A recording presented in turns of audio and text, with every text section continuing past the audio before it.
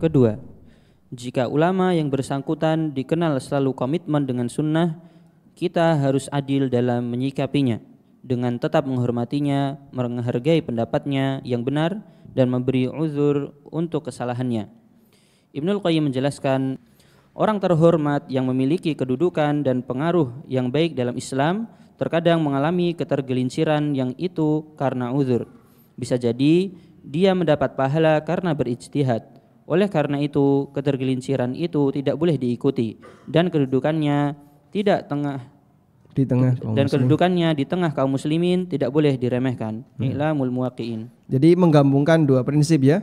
Satu, kita mengakui kesalahan itu sebagai kesalahan sehingga kita tidak boleh mengikutinya.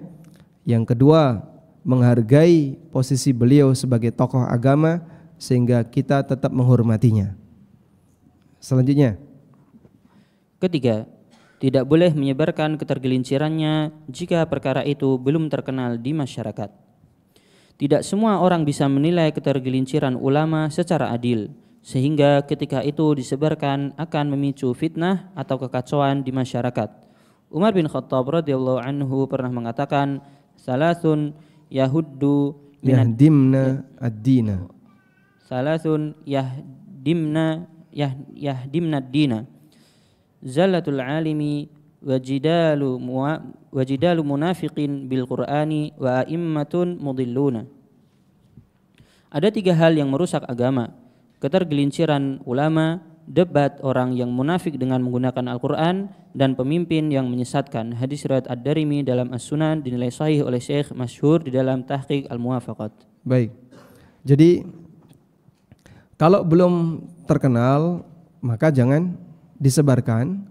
Ada 2 potensi bahaya ketika kita menyebarkan kesalahan itu kepada masyarakat. Yang pertama adalah hilangnya rasa kepercayaan, sehingga orang ini dulu pengikutnya banyak, begitu aibnya dibeberkan di medsos, akhirnya pengikutnya hilang.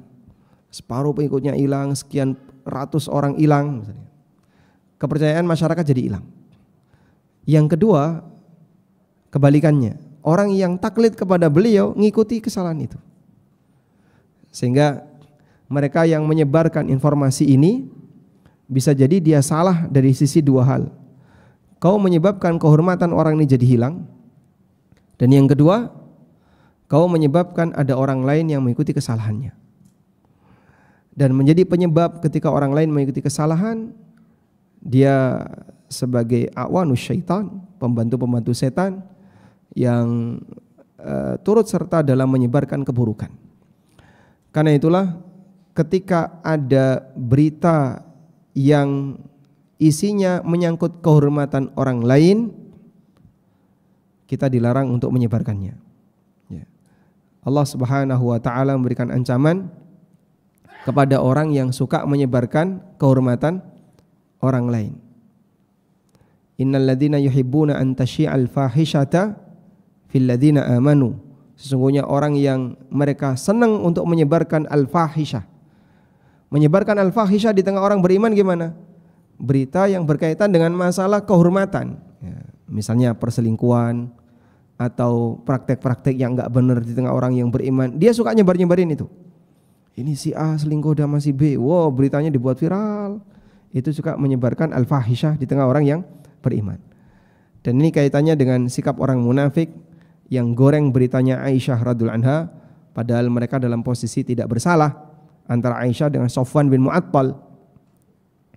Tapi seperti itu yang bisa bikin rame masyarakat. Sebab berita berkaitan dengan kehormatan itu lebih sensitif dibandingkan berita berkaitan dengan kenaikan harga beras. Nah, makanya yang kayak gini jangan disebarkan.